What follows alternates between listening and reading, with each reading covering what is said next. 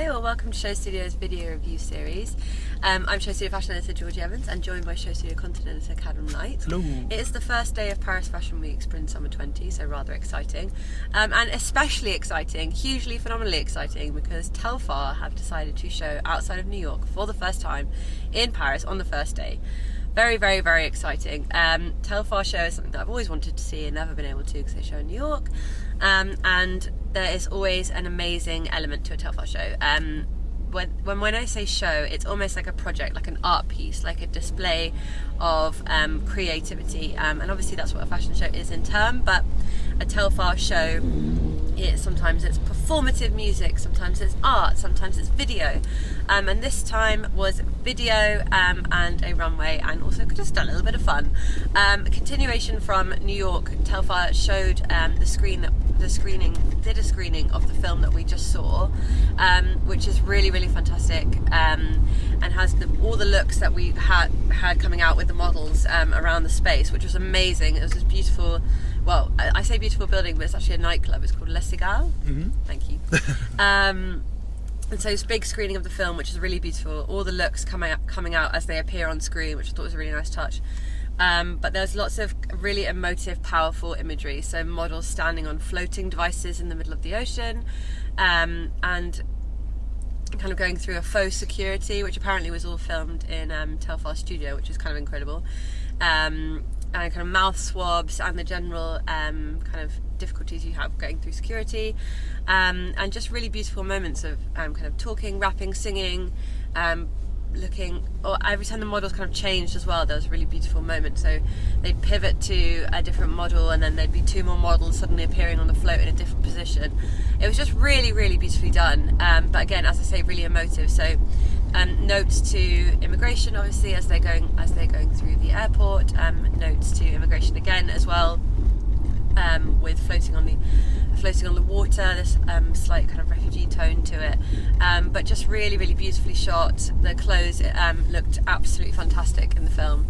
It's one of the better fashion films I've seen from a brand. There was really beautiful close-ups of kind of Telfar's mouth with a little kind of tooth hook with gold with the Telfar logo on it, kind of mouthing words. And before we've even sat down as well, another indicator that this has a slight political undertone, as often Telfar shows do. There was kind of statements saying, do you have a mother and a father? Where were you born? How old are you? That kind of thing. Probing questions that one might get asked at immigration, I can assume. But as well as the film and the space, we were kind of sat in the semicircle right up at the top. There was also a live kind of DJ and guitarist and vocalist going alongside all of this as well, which I thought was amazing, and adds to that kind of cinematic aura of the presentation that we get given. And then yes, more of the film unfolds, and then the looks. So let's talk about the looks. So what one can kind of assume with Telfar, although it's kind of foolish to assume, are slight varsity elements or track elements. So the slight baseball tee with a twist, different coloured hemline and neckline in kind of burgundy and white, a light Telfar logo, not too much heavy on the Telfar logo this time round, which I thought was quite interesting. But I suppose because the bags and now the jewellery are so incredibly popular, those kind of speak for themselves as the logo holder of the brand. Lots of drawstrings as well, which I think worked really well with the imagery of the water and the floating. It just kind of felt a little bit slightly more, not aggressive, but like buckle in for the ride kind of mood to it. So drawstrings on the knees, drawstrings on the ankles, drawstrings around the waist as well. As with everything Telfar, it's completely non-gendered, so everything's always cut brilliantly well to suit whoever, wherever. Asymmetric tops as well, which we know and love from Telfar, but this time kind of given holes and a slightly faded out colour underneath, so two-tone, but again that kind of adds to the slight distress, slight utility that we're getting throughout this collection. But while there is all these elements of kind of tying and pulling and layering up, there was a lot of padded, there was one really key look that was padded vest, which almost looks like the kind of army surplus that you get in Paris here. And while there is lots of that kind of padding and protective and buckling in and tying, the whole presentation felt really joyous and a real celebration, and music started playing. towards the end, and it was just kind of a riotous of models jumping and having the best time and cheering each other on, and people rushing up to Telfar, and it just felt like such a wonderful family affair that we were all kind of honoured to be privy to. And when I was chatting to Telfar very briefly not backstage, on the stage, he was saying that Paris is just the beginning. This is now kind of the world tour of Telfar, which is brilliant. And so hopefully Italy and Pitti Uomo will be the next stop, so something to look forward to there. But I just really love how engaging this collection is and how exciting it is to have it on the Paris schedule. But for us, the first day of Paris can sometimes feel a little slow and sluggish, and arguably Paris is kind of the last leg of the massive stretch that has been Spring Summer 20. It's just so brilliant to have this like jolt of energy that's not only kind of beautiful clothes, but it's got this wonderful message behind it, and it's so impassioned, and also as a brand that is genuinely making a difference in the world of non-gender fashion. So hugely impactful.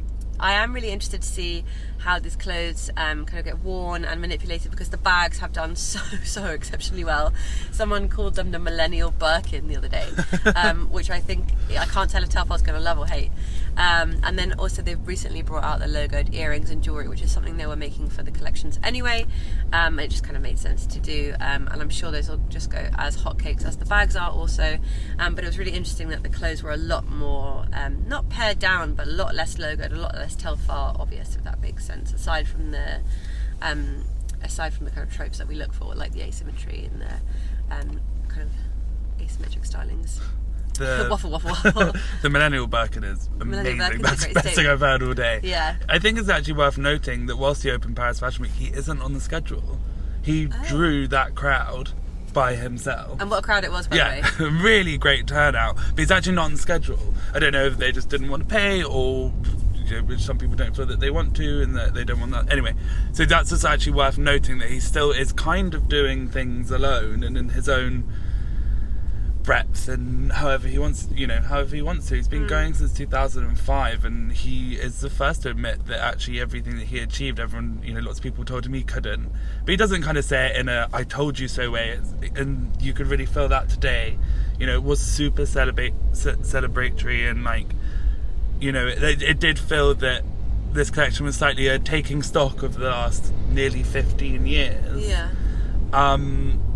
And just, saying, look, we're in Paris. Yeah. Look at the crowd we can draw.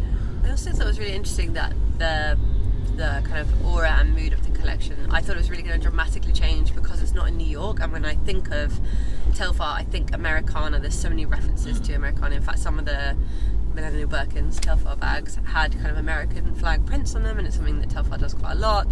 But it completely worked. It didn't feel like Telfar coming to Paris and then trying to fit into the Paris mould. It was Telfar doing Telfar thing in Paris, and it completely worked. It was really convincing, and also I think that overall you have the sense with him is that you kind of trust him to show you the way into his world. You can't ever question the legitimacy of these clothes, because he's spent so long. He's spent these 15 years slowly working us round and showing us that the fashion in Paris isn't the only thing we should be looking at. What Dior are doing or what Prada are doing, whilst important in some ways to craft, isn't necessary. That there's a lot of other things going on. So he really is kind of leading the way in that. Yeah. And I think also being at Le Cigale, which is it's quite historic actually, but just because it's been around for over 120 years, I think it was built. But actually now it's just quite a cool club venue. I used to live in Paris, and I used to spend a lot of nights there, and that's where I found a lot of the most exciting people in Paris, and a lot of the best music, and I met a lot of people that really shaped my career there. Yeah. And really shaped who I am as a person. And I think I've actually seen Telfar there before, years ago. Anyway, it's definitely somewhere that people go, and I think that's what made it, again, all of it feels so convincing and kind of true to him, even though he's in a totally foreign country and somewhere that he doesn't, that isn't his home turf. Having those places, those kind of safe spaces, those nightlife places, really works with his brand and in kind of what he's trying to say, and kind of builds this picture around it, And that is the thing, that's where these clothes are worn, not only where they're worn, but that's where these clothes come to life, is kind of creating these really, if and you see someone wearing Telfar, you know, in these spaces, they're normally the life of the party and they're having so much fun, but then also, you know, you can see it walking down the street and you also might not look back because they're really great in that way of, again, if you see it and you understand those details and those references, then you'll spot it from a mile off. But if you don't, they're just a really beautifully cut trouser, or it kind of bumps the jean where it looks like the boxes are hanging out the back. And if you weren't really paying attention and pass you by, and that's kind of the genius of what he does. Yeah, I think it's it's almost like making a statement, but that statement's not about wealth or money. It's just that statement of, do you know what I mean? It's that kind of like statement, no statement. No, that's gibberish. But what I'm trying to say is it's not about kind of wealth and to be seen in Telfar and to be, look at this, I've got this, It's just kind of this calm knowingness. That's your statement. And also that's reflected in the prices, that it's not kind of priced up to price anyone out. It's not exclusively priced. It's very well priced, and it's still very well made from everything that I've seen and touched and worn and tried on. It seems to be very well made, but he's made a conscious effort to make it as affordable as possible. And as brands showing in Paris go, it's incredibly well priced, and I think that is a community aspect. You know, look at the turnout. You know, one he got from press, and also just from people who wanted to be there in Paris. I think that also adds the energy. Not only just this kind of amazing cast of models who are all just like full of energy and just jumping up and down having the best time, but also all these people who genuinely want to be in that Telfar family, just watching and kind of supporting and feeling like so lucky to witness it, because not everyone gets to go to New York, and also just you kind of do just feel like you're not just like an onlooker, you get to kind of be a part of the Telfar family for an hour, and that's really kind of magical. I also really liked, sorry, before we wrap up, I also really liked the collaboration he did. I think he was saying it was with Budweiser, and they had a few Budweiser shirts in the collection, and what you were literally just saying is, I love that someone walking on the street wearing a Budweiser shirt would never double take and know that's Telfar, but I love that kind of hidden secrecy, which is what you're saying.